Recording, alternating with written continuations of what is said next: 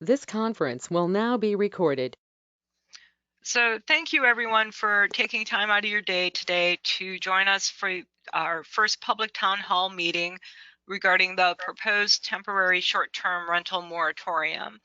My name is Gail Hendrickson. I'm the Community Development Director for Clatsop County. And I'd also like to welcome Commissioner Thompson, who is the Vice Chair of the Board of Commissioners and also the representative for District 5. And Commissioner Thompson, would you like to say anything? Thank you, Department Director Hendrickson. I would. I'm so glad neighbors are here today so that we can come together and look at creating a better neighborhood, because neighborhood livability, I think, is our common concern. We may have differences of opinion on what defines that, what constitutes that, but that's what we want to be doing, creating a better neighborhood. To that end, I would urge people, hello, Commissioner Banks, I would urge people not to demonize others. If we have problematic behaviors, let's speak to those behaviors. Let's not create a caste of good people, a caste of bad people. Let's not put ourselves in boxes like that. Instead, recognizing that we are always dealing with change, let's work together. Now that change, we have climate change, we have rising sea levels, we have more extreme storms, we have more danger of wildfire, we have a variety of conditions that we will all need to work together to address. So let's have positive, constructive relationships as we go forward. This meeting today is a part of that, and I'm grateful to the planning staff for setting it up. I'm grateful for everyone who's here today. Thank you. Thank you, Commissioner Thompson. And as Commissioner Thompson noted, Commissioner Courtney Bangs is also here. Commissioner Bangs is the district representative for District 4. And Commissioner Bangs, do you have anything that you would like to say before we get started?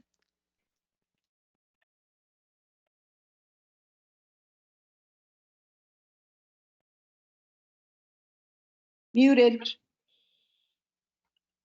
Commissioner Bangs, you're muted. Try again.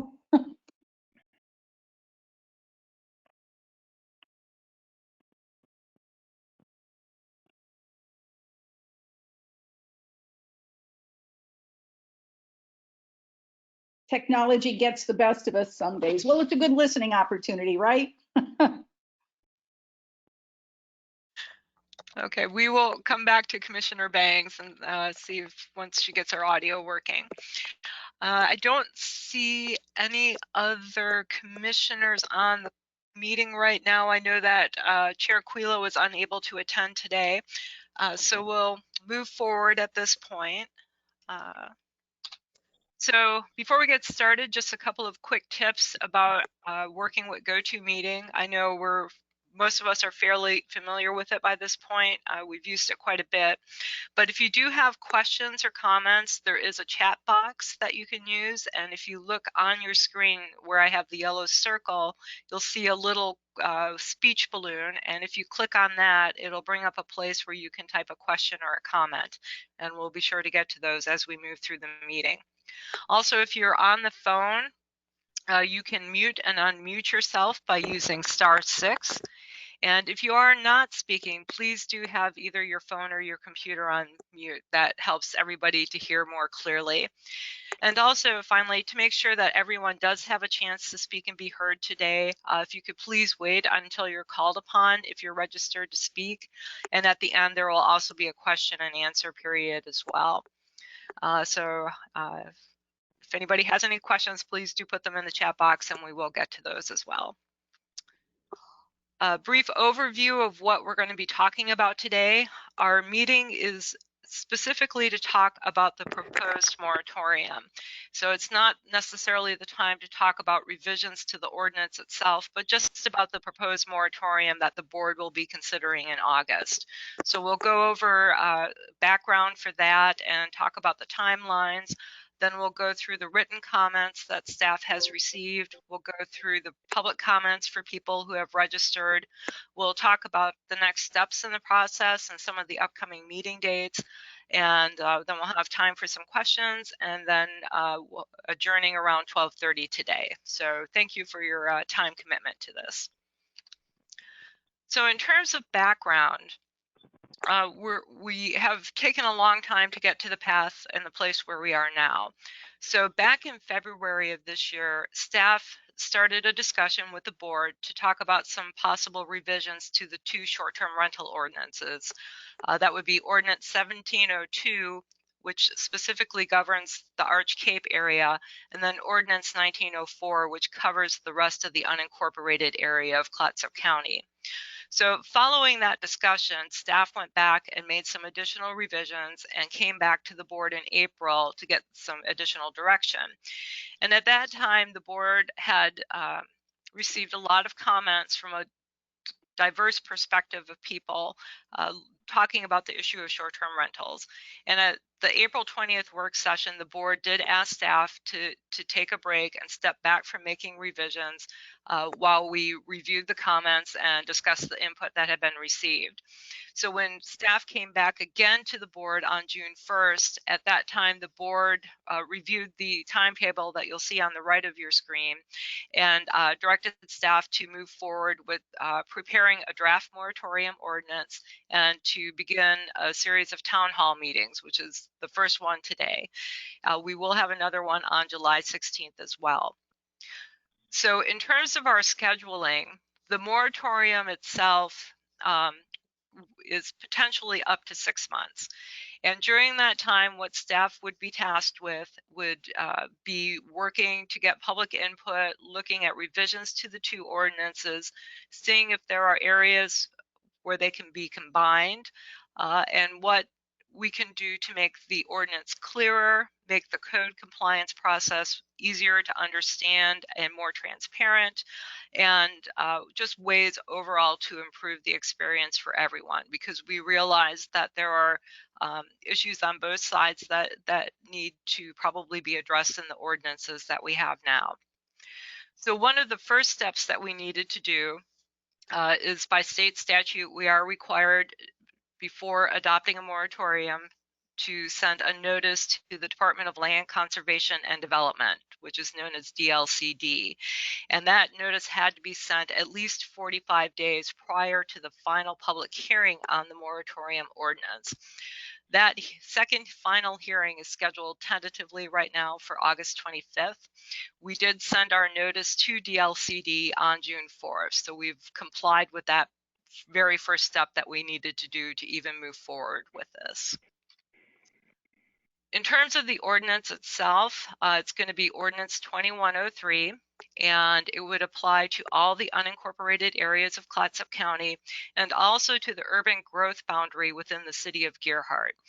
And the reason for that is that when the city of Gerhardt adopted their short-term rental regulations, the area in the urban growth boundary, which is not officially in the incorporated boundary of the city limits of Gerhardt, it still is within Clatsop County, but Gerhardt governs the zoning regulations for it. But the people in the urban growth boundary, or the UGB, didn't want to be part of Gerhardt's short-term rental ordinance. So our county ordinance does also cover that portion of the city of Gerhardt.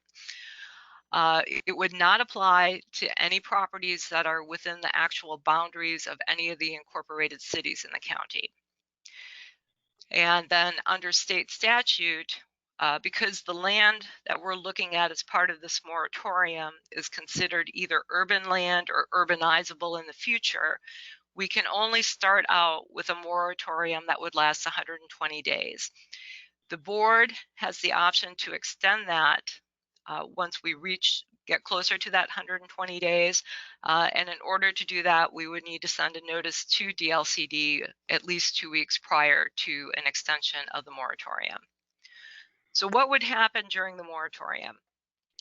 If it is approved, then we would not issue any new applications for short-term rentals. We would not process new applications, and we would not issue new permits. We also would not allow the transfer of existing short-term rental licenses to new owners during that moratorium period. There would be exceptions granted if you had an application that has been submitted and is already in the process as of the date and time that the board adopts a moratorium. So again, that tentative date right now is August 25th that we would be looking at. If the ordinance is adopted, it would take effect on September 1st, and then the end of the 120 days would be December 29th, unless the board chose to extend that. And at this point, I'm going to pause because that was a lot of information, and I just want to see if anyone has any comments or questions so far. And if not, then we will go on to the written comments. I would just note that Commissioner Toyoka has joined the meeting. Yes, I just noticed that. Welcome, Commissioner Toyoka. And would you like to say anything before we go forward? No, nothing to add at this time. I'll just keep listening to comments and we'll read them now. Okay, thank you. Okay, I'm not seeing any questions in the chat box, so I'm going to move forward. So we have been receiving written comments since June 23rd, and I know that as part of our schedule, we did say we'd have at least a 14-day written comment period. We will leave comments open until probably the end of July, and then we will take those to the board in a work session so that they can see and hear and review the comments that we've received. So I'm going to be doing a lot of reading right now. This may put some people to sleep, and I apologize, but you're going to listen to me for probably about 10 or 15 minutes right now. So our written comments, first set comes from Guido Paparoni and Margaret Rosendahl.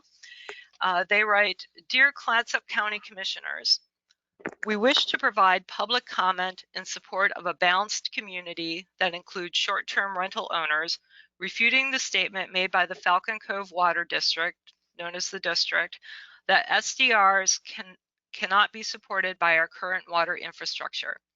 Here are the facts gathered by our community members from public record requests. 1, there is no water shortage in terms of production. Our new water well is permitted to add twice the volume currently produced by the North Spring, which is our main source of water. Stated in another way, if 100 homes are being served now, we have the installed capacity to serve 300 homes. 2, there is no water shortage in terms of consumption. Half of the water produced by the district in the summer of 2020 was never recorded as metered. That is, no revenue came from this water.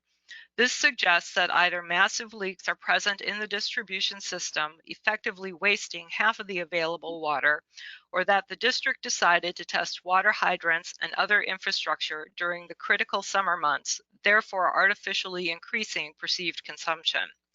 Why then are we pointing fingers to the owners of STRs when half of the water is not being consumed by property owners? 3, the president of the water district is responsible for the largest percentage of complaints against STRs.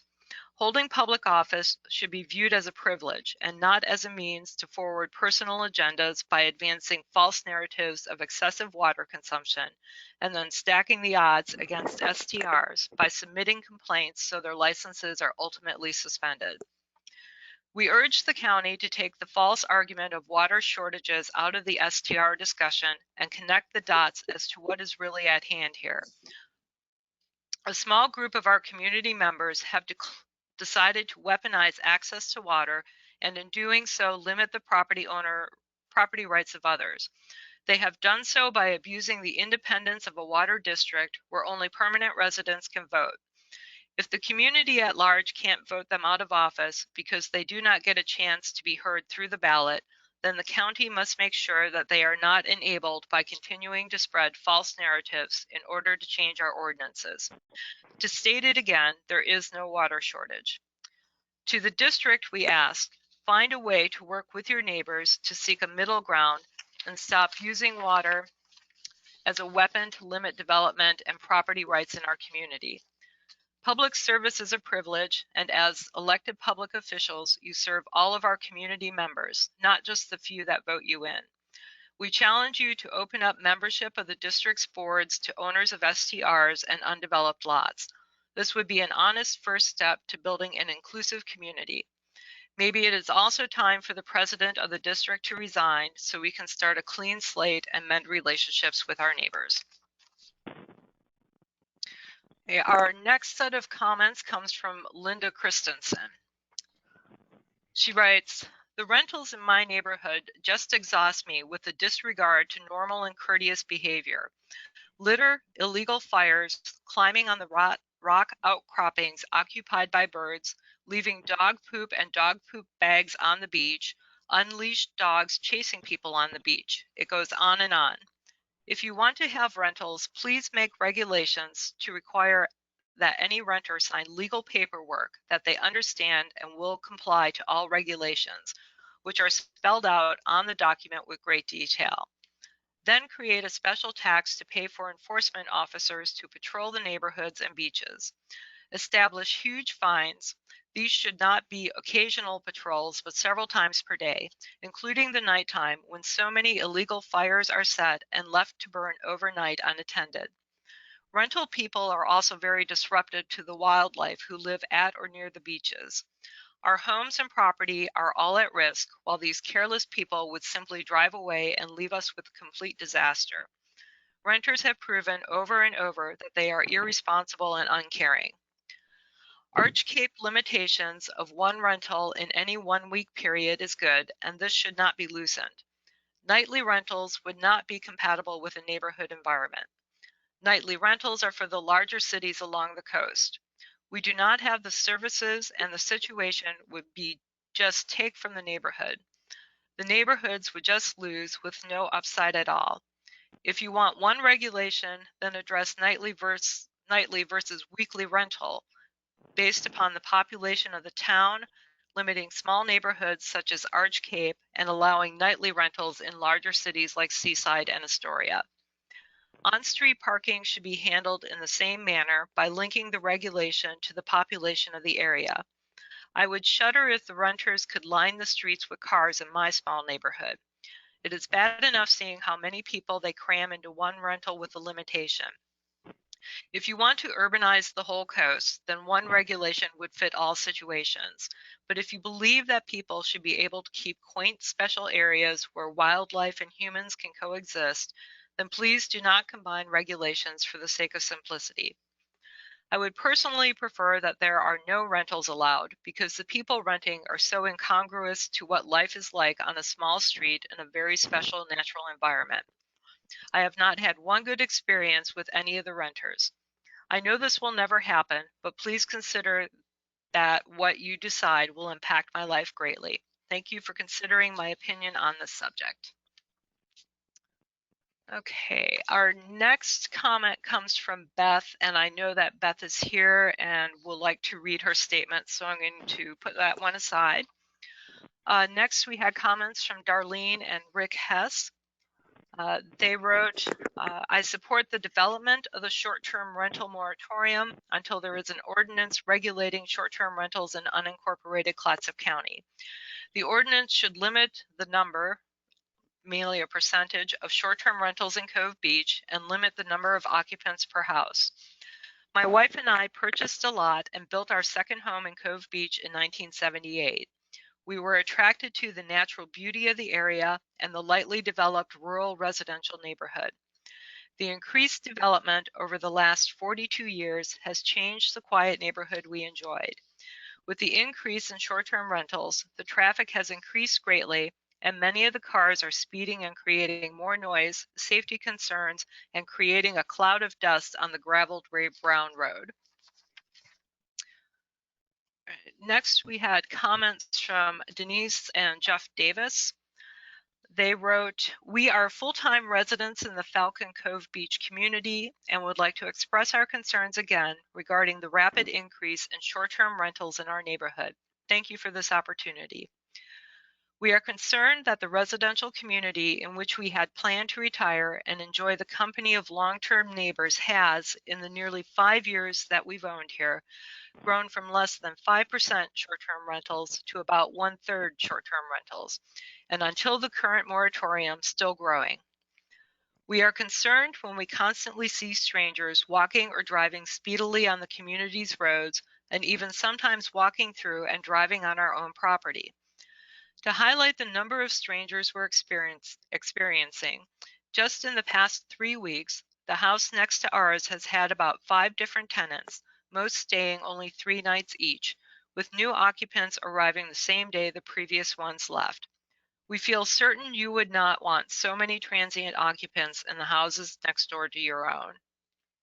We are concerned when we hear from our neighbors about STR tenants abusing their stays in our community and nothing observable being done by the county to enforce codes, let alone acknowledge complaints, when ordinances clearly state that the county will control these abuses.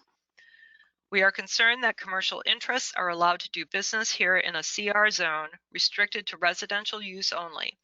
We do not understand how commercial activity in a CR zone can be so obviously and heavily supported by our county. We are concerned that our community does not have restrictions on STRs, while other Clatsop County communities clearly do. Cannon Beach, Gerhardt, Warrenton, and Astoria all have restrictions on STRs, including full banning of STRs, such as in Astoria, the seat of our county government.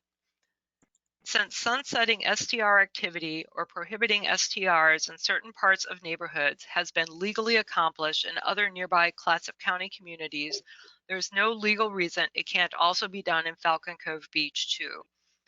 We are concerned that the county is collecting taxes from STRs, yet these funds are not returning to this community to assist with upkeep on the infrastructure, which then falls on the shoulders of the residents. Such a situation underscores the perception that STRs are being cultivated in Falcon Cove Beach for the funds they generate to the county at the expense of the community. We are concerned that the influx of transient occupants will strain the water supply and septic systems in the community, which are already feeling the effects of overuse.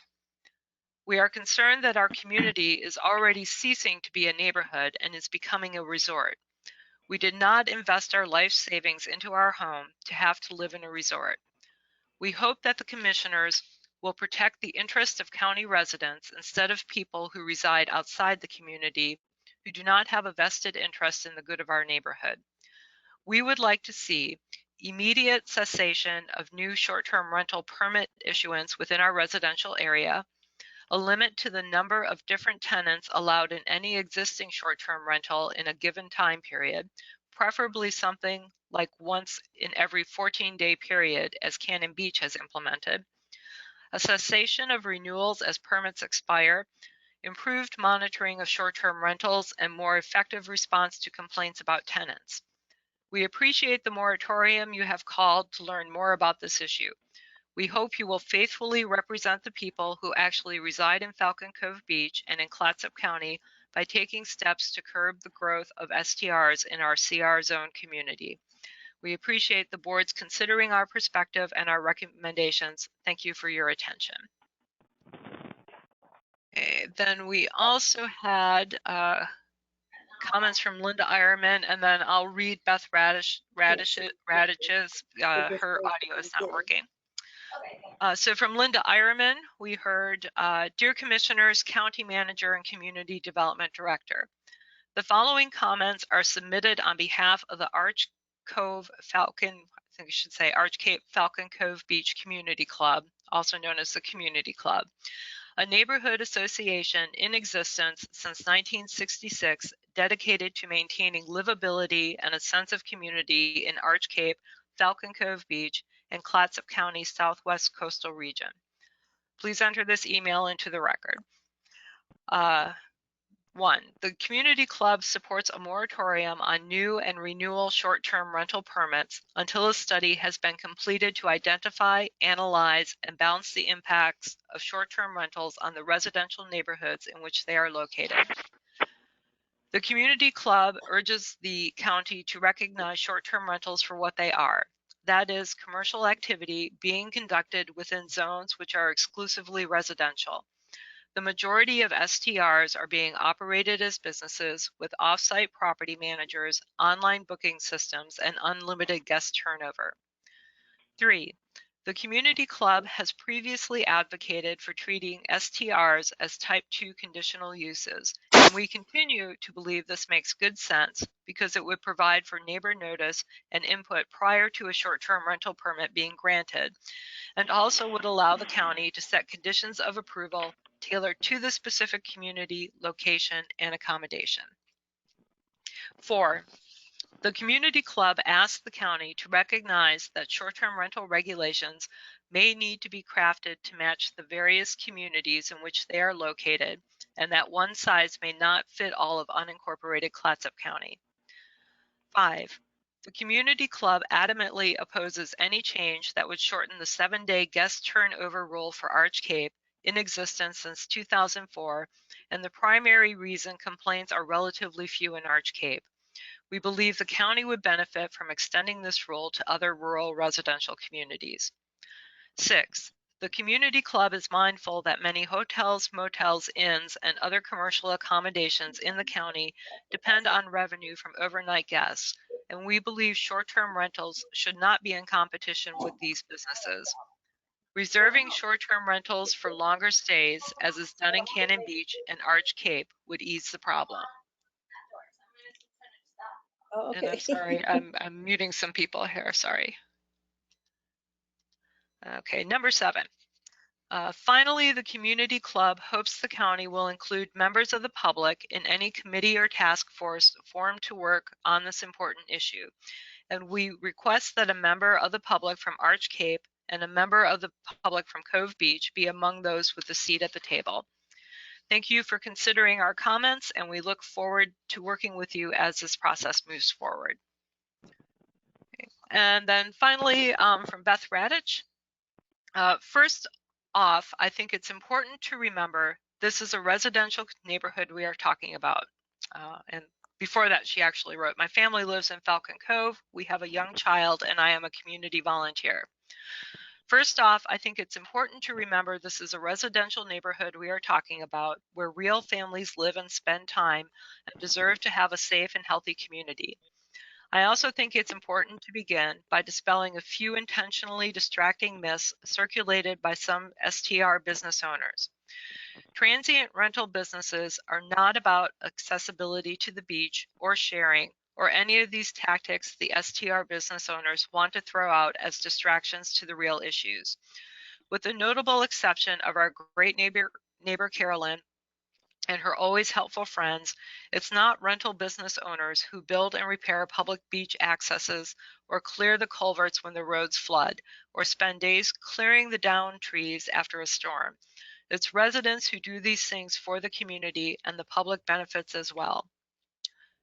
Charging the increasingly skyrocketing rental charges, often into the thousands of dollars, is in no way accessible or sharing for the vast majority of typical families. It's quite the opposite of sharing when investors buy up residential housing supply and price out locals. Increasingly, these businesses just cater to the elite who can afford their steep charges, often by bringing large groups, many times the size of a typical family, and serve only to line the pockets of out-of-area owners and billionaire mega commercial businesses like Marriott and Airbnb. Not sharing, not residential.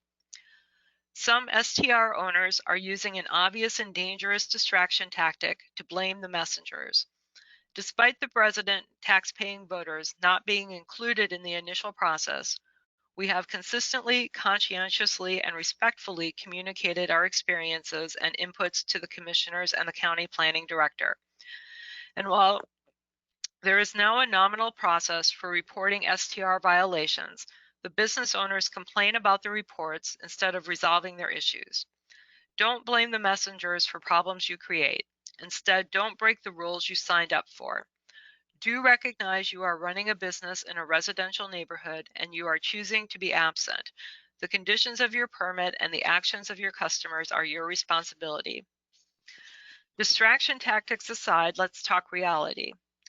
As reported by Oregon Public Broadcasting, an award-winning public news source, in their piece titled "Vacation Rentals Are Exacerbating the Housing Crisis on the Oregon Coast," OPB reported that a 2019 housing study in Clatsop County on Oregon's north coast flagged vacation rentals as one of the contributing factors to the lack of affordable housing in the area, and vacation rentals have according to the county, have driven up or at least contributed to higher costs of living in the area. Residents know this, and many have given our time and efforts to sit in emergency planning and advisory meetings so we can shed light on how our community is affected and be part of the solutions to help. Local businesses and institutions struggle to hire teachers, sheetrockers, septic workers because the residential housing supply is being used for transient rentals. Even the Cannon Beach fire chief had to take to social media to find housing. More than 70 residents have written to the county commissioners and Director Henrikson's team to explain the transient rental issues.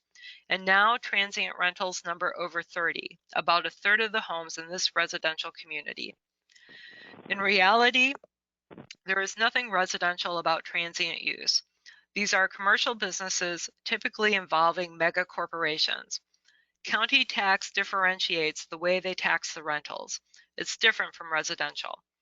Many transient rental permits have glaring deltas from the planning, building, and septic permits for the same properties.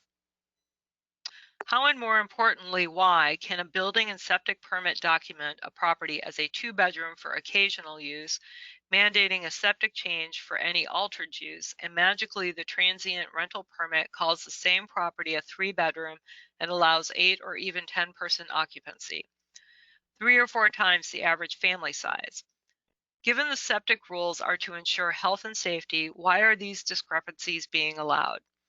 It seems the county, as we residents are, would be greatly concerned about people's health and safety, and of course ensuing liabilities when regulations are ignored. Lastly, we sympathize with the majority of the commissioners who have inherited this lightly considered policy and are troubled that our county seem to be more concerned about the threats of litigious business owners than about their own resident taxpayers.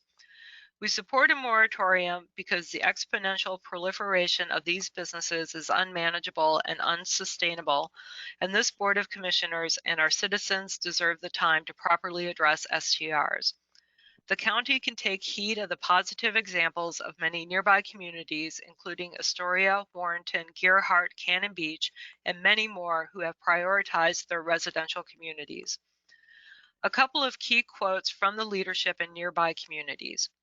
Gerhardt: the purpose of these provisions is to control, manage, and limit vacation rentals primarily in single-family dwellings.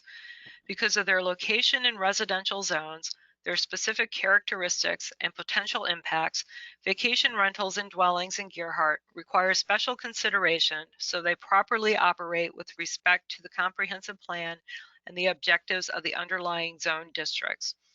Vacation rental dwellings are similar to a commercial business use and therefore are not a permitted use in the RA, R1, R2, and RCPD zones. Astoria and Warrenton owner-occupied homestays. The city's purpose in regulating homestay lodgings is to allow for economic use of underutilized bedrooms in dwellings and provide financial assistance to preserve both the housing stock and historic properties.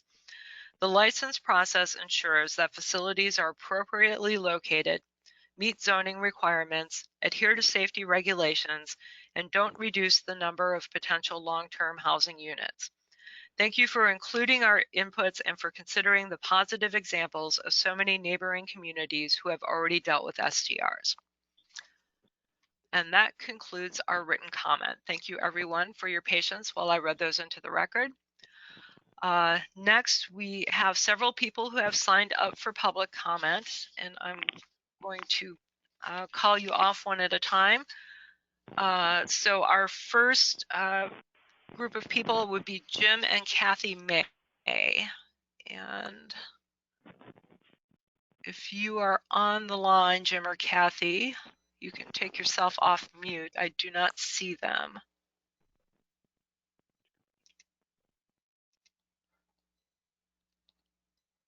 Okay.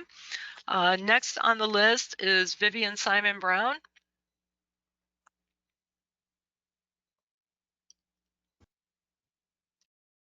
Okay, I'm here. Thank you. Thanks for this opportunity, and I really appreciate hearing those letters being written into the record. They were very interesting. I'm Vivian Simon Brown. I'm a part-time resident at Cove Beach, and today I'm speaking as a member of the Friends of Falcon Cove Beach. And our mission is Falcon Cove Beach neighbors working cooperatively to enhance livability and protect the natural environment of our cove. We really appreciate that our very first priority request is being considered today. We asked for a freeze of the issuance of new short-term rental permits until issues can be resolved. And the issues are numerous. We wanted to place a hold because there are public health and safety issues. There are environmental concerns, and those of you who know me, I'm a biologist and forester, so those are kind of near and dear to my heart. Livability, quality of life issues, as has been mentioned in our letters, and also compliance. So those would be all encompassed in the freeze or the moratorium. The second thing is we would really like to have, and we're looking forward to this, to working with a task force made up of county and community members. And obviously community members includes short-term rental owners as well as people who are part-time and full-time residents. We would really like to address these rapidly evolving issues. We would like to benchmark. We would like to analyze and garner facts and data. We've already started doing that. I have, like Beth mentioned, a list of all the ordinances from all the other cities in the county, plus a few more from around the state and also out of state. So areas that are gateway communities, such as we are, have been dealing with these issues. And they have a lot of good ideas, and we might as well pick the best ones for our area. We also are interested, number 3, our third priority request, is in limiting the long-term growth of short-term rentals in Falcon Cove Beach. Please note that doesn't say get rid of. It means limit. It means that we're going to look for a long-term solution to having the number of short-term rentals that fit within our community's carrying capacity. And at the last work session, Commissioner Webb mentioned carrying capacity, and I hope we have more comments about that in the future, because carrying capacity truly is the limiting factor for us. We also want to make sure when we're limiting growth of any kind that we want to protect the rural and residential character of our beach. And we want to be fair to our property owners. That's a difficult thing to do, but we're going to try to do it diplomatically and cooperatively. Fourth item that we have in our priority request is we want to clarify and strengthen the STR ordinances. We want to prevent, like everybody else, irresponsible owners and renters, and we want to allow for modification of the short-term rental ordinances to be more consistent with some of the other ones that are available in the area, such as limiting occupancy and rental turnover rates as they have just to the north of us. And fifth, we'd like to ensure that those ordinances that we all come up with are followed by short-term rental owners and occupants, and having permit transparency and regular inspections, not just when people get their permits, and having the opportunity to have input before an STR rental is actually approved. We find out after it's already been approved and they're within 300 feet of us. That's kind of after the fact and makes it difficult. And finally, and we know that Commissioner Thompson has been working on this, is that we want to ensure that our transient tax dollars that come from the STRs in our area are directed to addressing public safety and infrastructure need.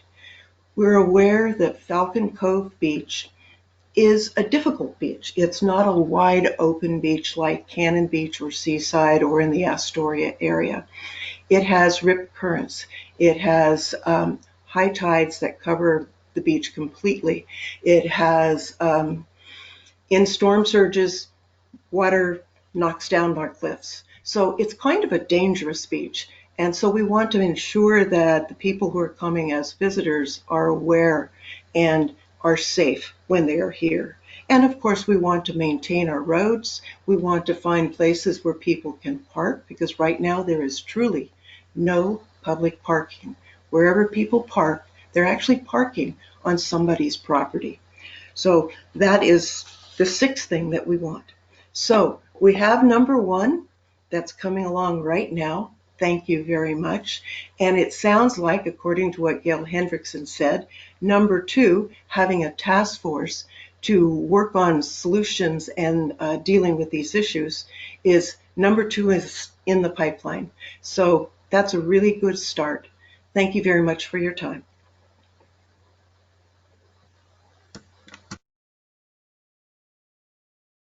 Okay, thank you, Vivian. Next on our list, we have Joanne Cornelius. And Joanne, if you're on the phone, you'll need to press *6 to unmute. Can you hear me? Yes, I can. Thank you. Thanks for having this opportunity. I've lived here 50 years in August and have seen all these changes. And I would just like to save everyone's time by agreeing with the Davises and the Hesses and Beth Radich and Vivian and the people who live here and have been reporting, and the things you've been reading into the record. Just say ditto on all of those that have reported, because there is such need in change here. Thanks. Okay, thank you, Joanne. Next, we have Charles Dice.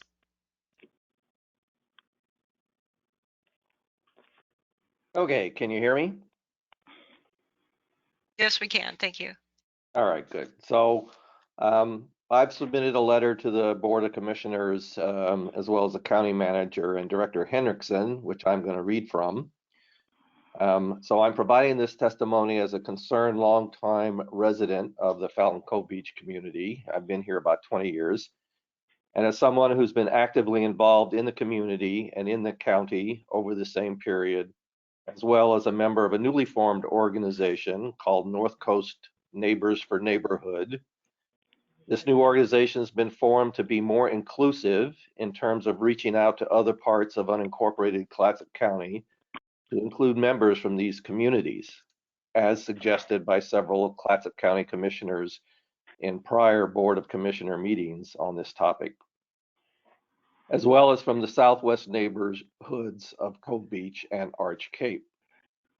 Our membership includes full-time homeowners and Clatsop County residents and voters, property owners who use their homes on a part-time vacation basis, property owners who own undeveloped lots, as well as owners of short-term rentals. So we are a pretty inclusive group. Our group is interested in preserving our residential neighborhoods as residential neighborhoods, and in respecting the original zoning laws and rules that existed when we bought or built our homes in our neighborhood, such as Cove Beach. Our group is not against STRs. We have STR owners in our group. We believe that there are places where STRs are needed and wanted, and there are other places where STRs are not needed and not appropriate. We want to work with the county staff to help the county update their existing short-term rental ordinance to address the concerns of all of the citizens of the county. Justice has already been done in a number of nearby neighborhoods or communities, including the city of Cannon Beach, the city of Warrenton, the city of Gerhardt, the city of Astoria, the city of Manzanita, Lincoln County, and Pacific County. Each of these jurisdictions has grappled with the numerous problems presented by short-term rentals over the past few years. In each case, the local governmental body, either a council or board of commissioners, has had their staff define and analyze the situation presented by short-term rentals, has proactively gone out to the community to solicit public comments, and has worked with a group that included all stakeholders to arrive at an acceptable, reasonable solution. I am attaching a copy of such a task force study done by the city of Cannon Beach as an example of the level of detail and analysis developed by city staff, as well as some of the issues and proposed solutions to address these issues. Similar work was done by the other jurisdictions noted. In almost every case, the objective of each of these communities was the same. And below is a quote from the Cannon Beach Task Force. So, quote, "In order to maintain the residential character and livability of its neighborhoods and to prevent the adverse effects of the transient occupancy of dwelling units on residential neighborhoods, it is necessary to limit and regulate the transient occupancy of dwelling units by investigating the rental permitting violations and impacts of the STR program in Cannon Beach," unquote. It should be noted that, as most everybody knows, Cannon Beach arguably is one of the most recognized and popular tourist destinations on the Oregon coast. And the city of Cannon Beach is almost totally dependent on tourism for their economy. Yet the city leaders recognize the importance of putting regulations in place to carefully manage short-term rentals and recognize that the commercial nature of short-term rentals that threaten the very character of the village of Cannon Beach that made it such an attractive place to stay for so many tourists. While short-term rentals in Cannon Beach, as a tourist-centric community, did make sense, they needed to be carefully regulated and limited so as not to destroy the very neighborhoods that make Cannon Beach the village it is. Likewise, the city of Astoria also recognized that what draws so many tourists to their town is the town's history as the oldest American settlement west of the Rockies and as a picturesque small fishing port city. This was one reason why Astoria prohibits short-term rental of homes in favor of permitting homestays, where the property must be the property owner's primary residence and the property owner must be in residence during any homestays. The city of Astoria was also keenly aware of the detrimental impact of STRs on affordable housing in the city, as well as the above noted detrimental impact on quality of life for the city's residents in their neighborhoods. The county has already received much testimony and facts from our neighborhood, Falcon Cove Beach, regarding short-term rentals, including a letter dated 25 January 2021 that details many of the facts about STRs in Falcon Cove Beach specifically, as well as the many problems associated with STRs in our residential neighborhood. This letter was signed by over 70 property owners in Falcon Cove Beach, and we've had many more signers in the intervening months. We are not a small group of, quote, angry, entitled property owners. We are a large, diverse, and inclusive group of very concerned residents and voters in Clatsop County who have a major and significant problem with the explosion of short-term rental properties in our residential neighborhood.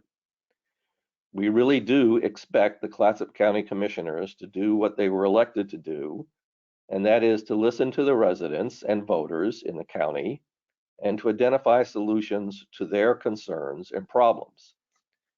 We believe that the county is, in fact, taking steps to finally address these issues, and we both applaud and appreciate these steps. We have great faith that the Board of Commissioners will come to the same conclusions as their counterparts in Astoria, Cannon Beach, Gearhart, Warrenton, Manzanita, Lincoln County, and Pacific County with respect to meaningful and thoughtful regulations for STRs, especially in residential neighborhoods.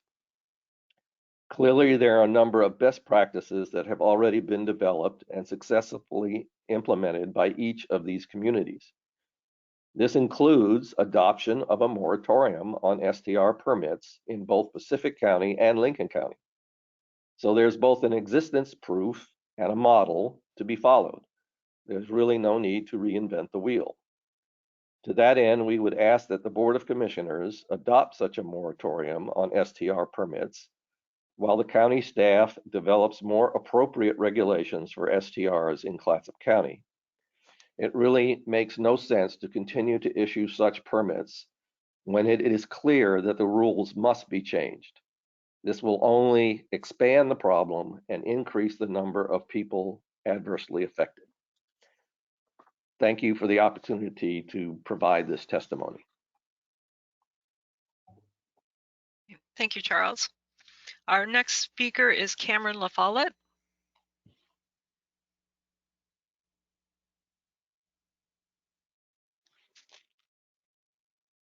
I think I unmuted myself. Can you hear me? Yes, we can. Thank you. Okay, thank you. My name is Cameron LaFollette. I'm Executive Director of Oregon Coast Alliance, which is a coast-wide organization working in protection of coastal natural resources and community livability.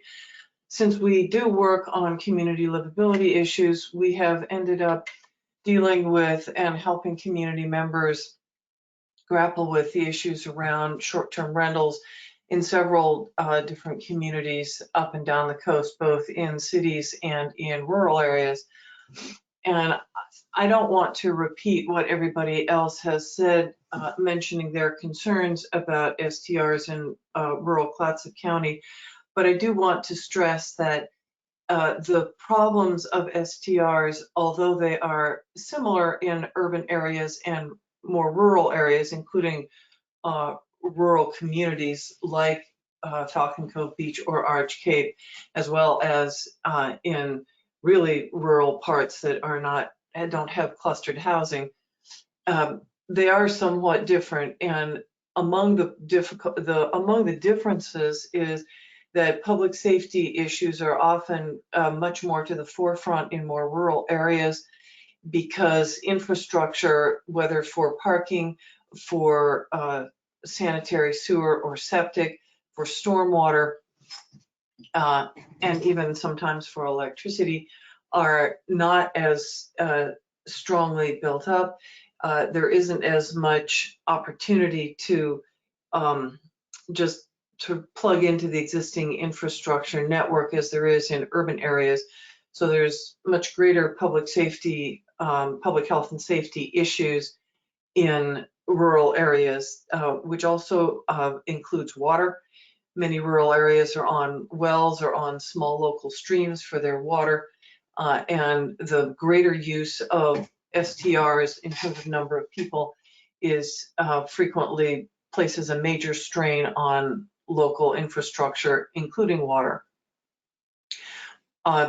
Livability is a really serious issue in rural SDRs because they're a percentage of a smaller population overall in many instances, whereas in cities they tend to be, at least in some instances, a smaller percentage of the overall population, although they can really affect individual neighborhoods. A couple of things that I want to stress that we're very much in favor of is first, the moratorium, so that there's an opportunity for people to work on the issues and determine the best routes forward in limiting and regulating STRs. It's very difficult to work out on the issues when there isn't a delimited space, a quiet space, a stop space, where people can, all the people concerned can really work out the issues and talk to one another. I think a moratorium is absolutely essential in a situation like this in order to provide that space, and we support it strongly.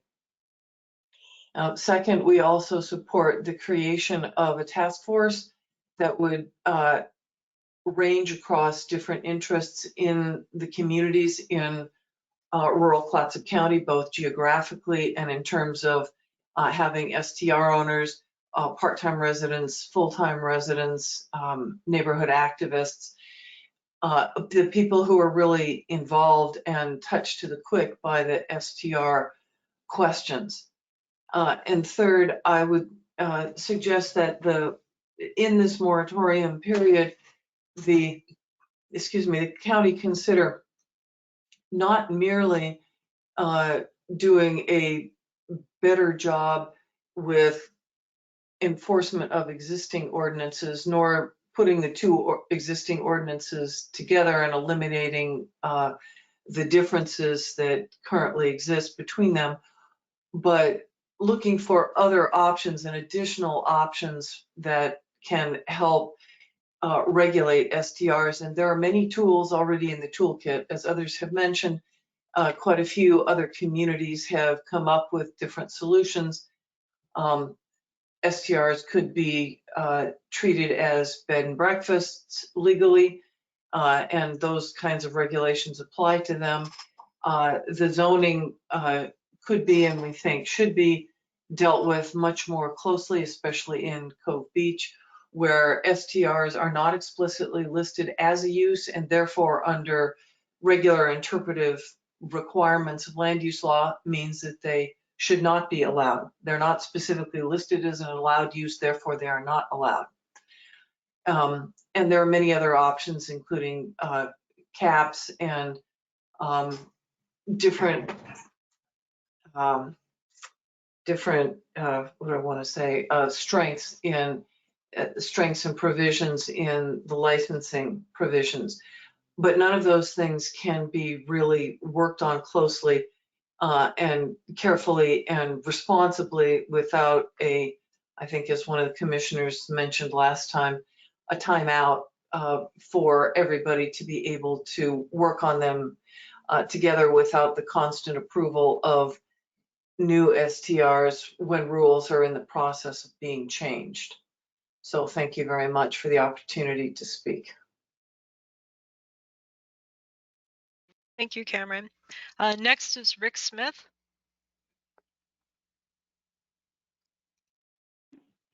Hi, can you hear me? Yes, we can. Thank you. Thank you. I'm a longtime resident of Falcon Cove, and I'm reading this on behalf of the North Coast Neighbors for Neighborhood Group. We want to thank you for the opportunity to present this information to the county and the Board of Commissioners. First, there seems to be a typo in the draft moratorium included in today's agenda. This is the draft titled Ordinance number 21-03, and it's regarding the length of the moratorium. Although the recommendation is for a 6-month moratorium from September 1st through February 28th, we see in the draft, Section 3, it states that the ordinance would take effect from September 1st and terminate on December 29th, which is only 4 months. So I wanted to point that out. And then we also want to state that during and after the moratorium, we'd like to recommend the following improvements to the complaint hotline program. Those of us living in the community of Cove Beach who have utilized the Clatsop County STR hotline regarding assorted complaints are wondering if and when any responses to these complaints will be acknowledged. We appreciate this program and realize this is a relatively new service that the county provides, but it appears that complaints have gone into a black hole. Here are some suggestions for keeping our community apprised of violation reports and the outcome. Our residents who submit complaints to the STR complaint hotline should get both an acknowledgement and feedback as to what was done in response to their complaint. Next, in addition to the data that is officially counted by the county, the residential community should have access to the same raw data that Lodging Revs has shared with code compliance staff. For example, the actual data on what complaints were submitted, including the date, address, and nature of the complaint. Third, although Clatsop County provides statistics during quarterly STR updates, the county should have a dedicated web page that reports the number of complaints submitted, both through the hotline and any other reporting method, how a complaint can be filed, and the number of complaints investigated by the county, the response to those complaints, and the STR permits that are revoked as a result of violating the permit. As stated in the Clatsop County Ordinance 5.12.120, section Compliance, Revocation, and Appeals, if there have been 3 or more separate violations, those occurring on 3 separate dates related to the same STR within 1 year, the property owner's STR permit will be revoked. But according to the complaint report that was published in the June 1st Clatsop County Board of Commissioners work session, there were 2 STRs that had greater than 3 violations between November 24th and May 17th, 2021. Yet when the status of the permits was checked for those 2 STRs on the Clatsop County website, the permits do not appear to have been revoked. So we would like the county to include the current investigation and appeal status of these revocations during the next quarterly STR workshop update. And speaking of the next update, can you please post the dates of the upcoming quarterly STR workshops on the Clatsop County website? And to summarize, local residents are the eyes and ears on the ground, taking the time, trouble, and risk to not only report violations, but to document them with pictures and videos. Since the county has asked residents to report the violations by using the hotline, it seems only reasonable to ask the county to acknowledge the complaint and provide feedback. The complaint statistics can be updated periodically on the county website, and the county should enforce penalties that are stated in the STR ordinances. Thank you for considering these suggestions. Okay. Thank you, Rick. And just to clarify for anyone who may have arrived at the meeting a little bit late, the 120 days in the moratorium is not a typo. The moratorium is envisioned to last up to a maximum of 6 months, which would put that into February of 2022. But under state statute, because of the land that's included in the moratorium area, which would include lands that are urban in nature or potentially urbanizable, we are limited to the initial moratorium of 120 days. That can be extended by the Board of Commissioners with prior notice to Department of Land Conservation and Development, but with our initial moratorium, we're limited by state statute to 120 days. So I just wanted to clarify that for anyone who may have missed the earlier part of the presentation. Our final signed up speaker is Leslie Smith.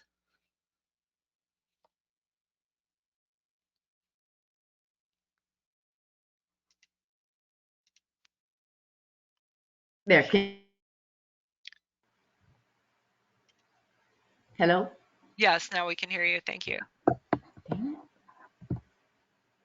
Can you hear me? Yes, ma'am. Okay, we can hear you, Leslie. Okay. I want to thank the Board of Commissioners, the County Manager, and Gail Hendricks for the opportunity to speak. The STR issue is a national problem with commercial levels of traffic and transient visitors in a small residential neighborhood. Having a moratorium on the number of permits issues gives the concerned parties a chance to form a task force to help everyone understand all the problems associated with STRs and come to an agreeable solution. And I agree with 95% of the comments that have been made. This is a serious problem, and the sooner we form a task force to talk about this, the better it will be. Thank you. Okay, thank you, Leslie. Is there anyone who has not signed up that did want to speak yet today?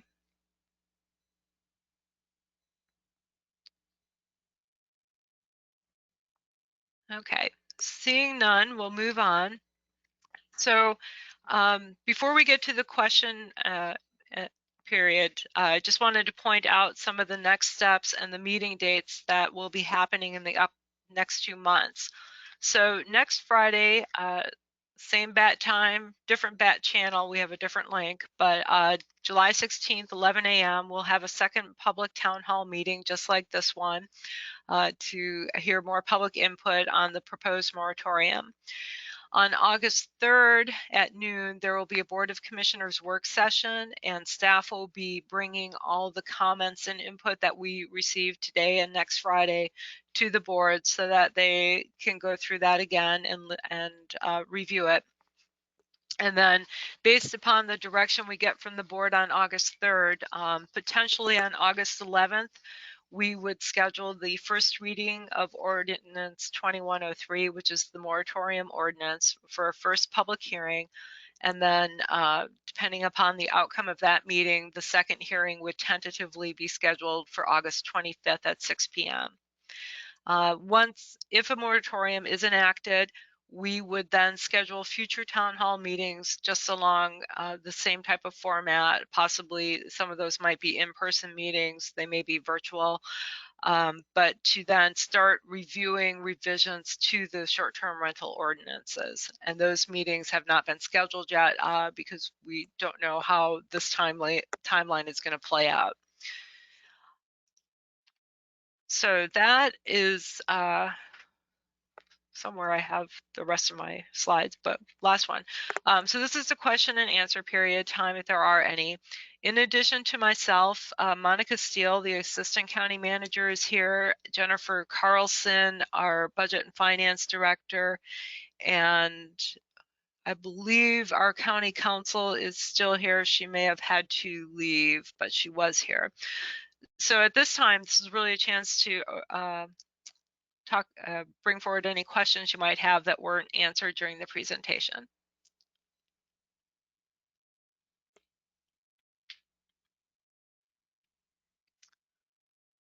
Okay, so either I did a really good job or people are just afraid to ask a question. But if you do have questions, you can always reach out to me. My contact information is on the slide. I'm Gail Henriksen. My number is 503-325-8611. And my email is ghenriksen, no D, no C, at co.clatsop.or.us. I think almost everybody on here has my contact information prior to today.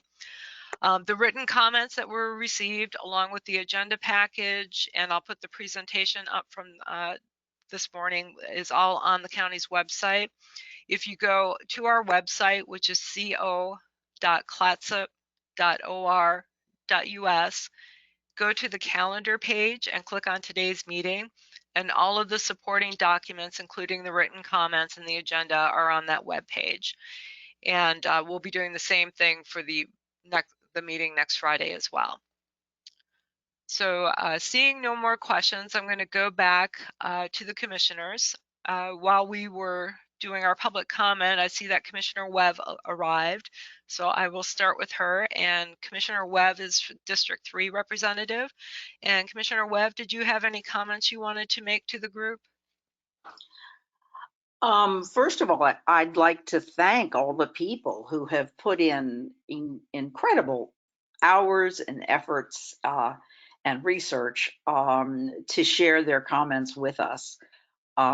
This is a challenging enterprise for all of us, and I really appreciate the willingness of people to come forward and share their experiences.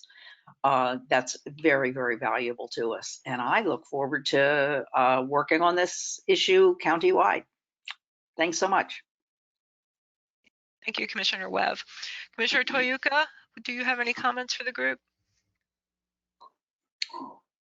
No comment other than, thank you for assembling this forum, Director Hendrickson. I really appreciate it.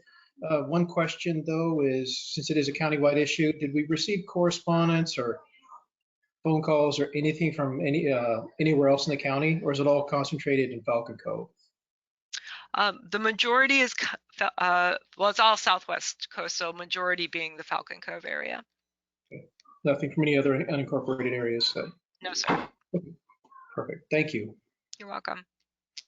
Okay, Commissioner Bangs?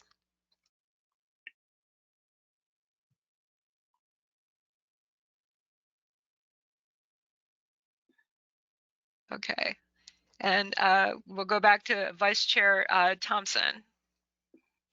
Thank you. And to echo, thanks everyone for coming out, putting your best thoughts, efforts, brain power, research, and feelings and passions into this. I have one question to send you away with.